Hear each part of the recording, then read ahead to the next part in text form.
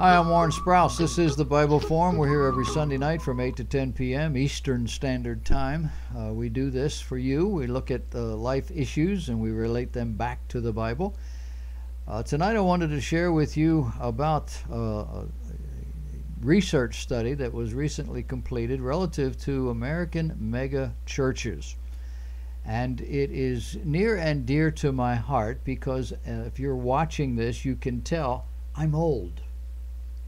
And I'm not really into the megachurch, contemporary church kind of thing. I think it is actually a bad thing. It's not good. It's destructive of a lot of different things, but it is largely destructive of church. And it's destructive of church because it does not fit the model laid out for us very clearly in the New Testament epistles. The things you find in these big contemporary megachurches is not a Bible idea. Joel Osteen, he has 30-some thousand people in his church, only he doesn't have a church.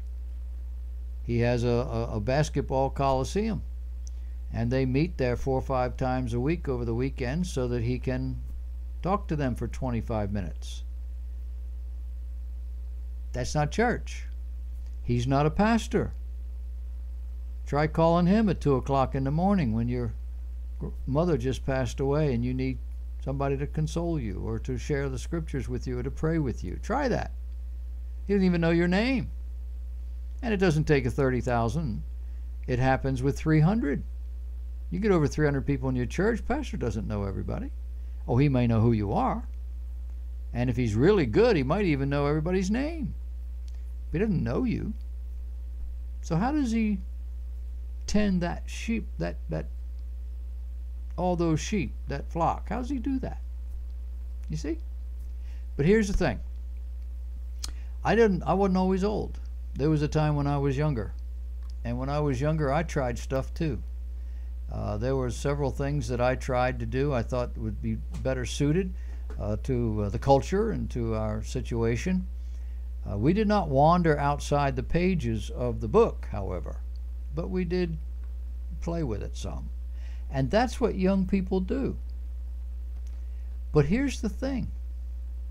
For the most part, the contemporary church movement has been populated by young adults. And many of these so-called pastors are young adults. I mean, we hear about these guys at 25, 35.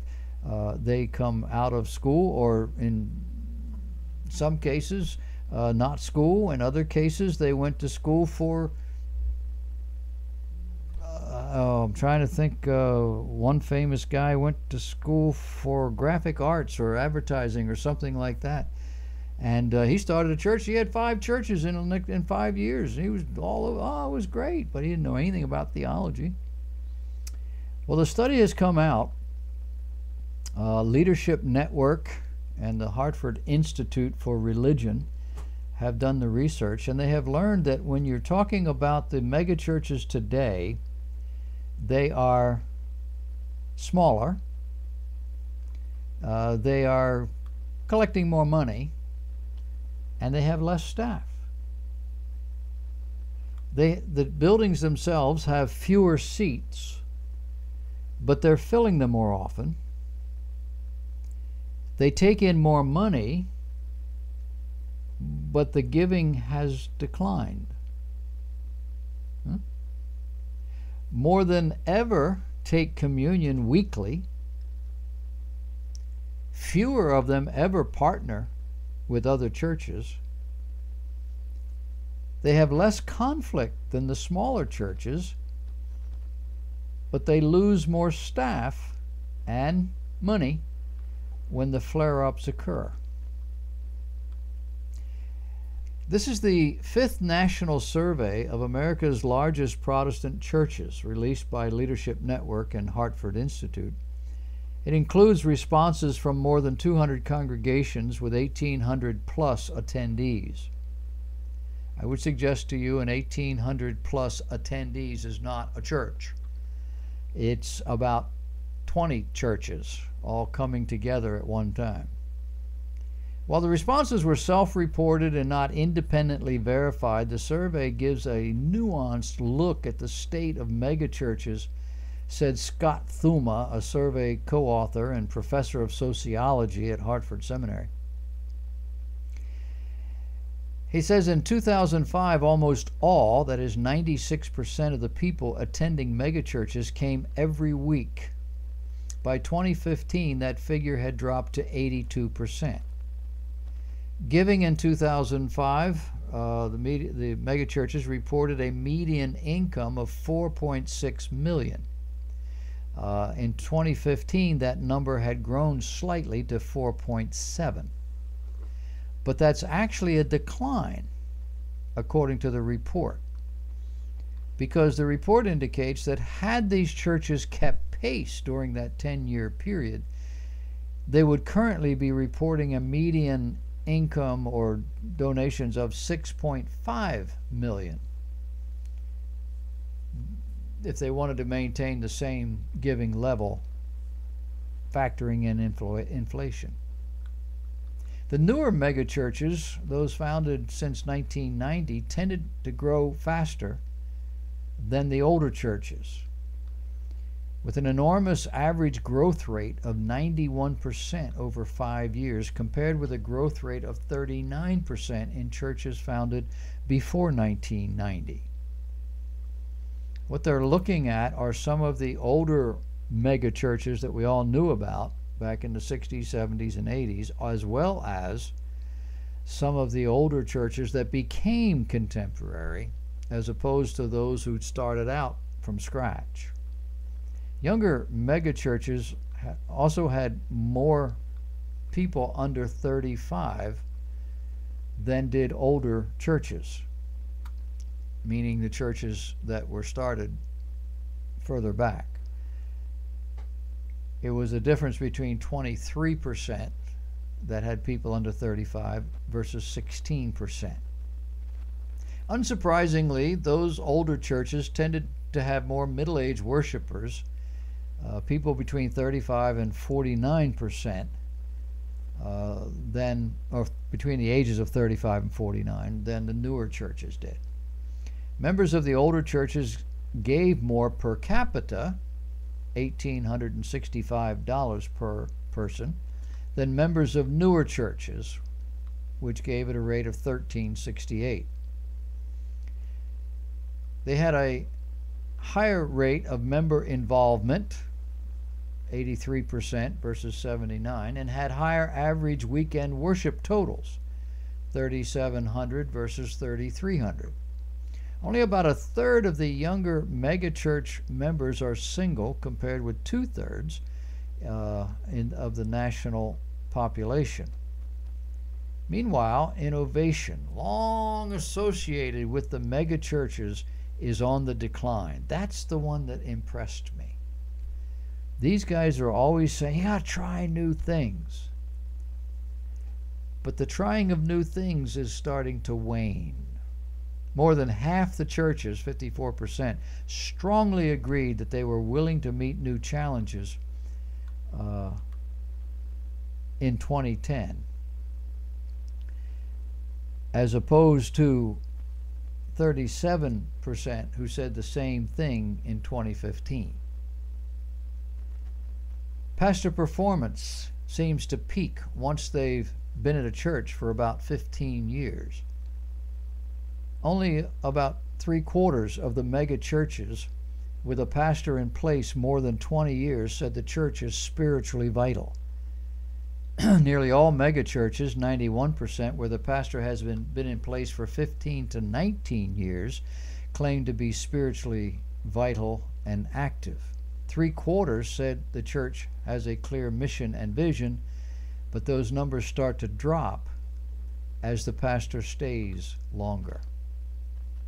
Less than half said the church has a clear mission and purpose. More than 4 in 10 megachurch pastors said they do not have a good plan in place for succession. 5 years ago, the typical megachurch sanctuary had 1,500 seats. Today, that figure is down to 1,200. But those seats are filled more often. The megachurches now average 5 services every weekend, and almost 2/3 hold meetings in multiple locations. That's up 46% from 2010. Many people assume that megachurches are wildly successful while small churches struggle. But the report says it's not that simple. The megachurches are still valid, but even they are affected by societal and cultural changes. Among those cultural changes is the decline in weekly church going, not growing. One challenge for all megachurches is how to appeal to young people, and the author said, in part, these megachurches excel in attracting married people, but they're not as successful in attracting non-married people. What's the future for contemporary megachurches, according to these people who are sampling all of this? Well, it doesn't sound good. There's always going to be something new coming along. The folks who thought it heresy to bring musical instruments into Christian worship service are gladly embracing it today in every church you go to, just about. There was a time when choirs, which are de rigueur in churches all over the country, were once the unique property of the Roman Catholic Church. The Protestant churches resisted this. They considered it entertainment. But the innovation exploded in the 1960s with the charismatic movement. It ultimately impacted just about every denomination, the charismatic movement did, with the exception of the high churches, the Reformed churches. Even the Roman Catholic churches had a charismatic renewal embedded. But there's no indication that innovation is not going to continue in the contemporary church. There's no indication that as the contemporary church begins to evolve, that it's going to take on a form that you could not possibly imagine today. I think about an online church. But then we already have that, don't we? What's in short supply are churches where the Word of God is actually being taught. If the Word of God was actually being taught in these churches, they would no longer exist. Church is not an entertainment venue. It's not get as many people together as you can and sing the songs they like to hear with tunes that they're very familiar with, and do it in a lowbrow,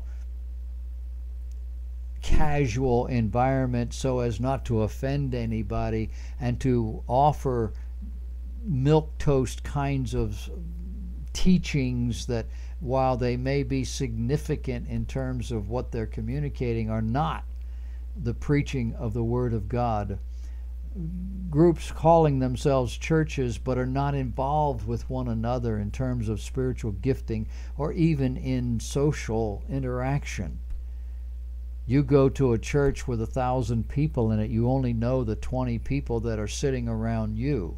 You go to a large church that is structured in a traditional way, you might have a Sunday school class. Those are the people you interact with. That's your church.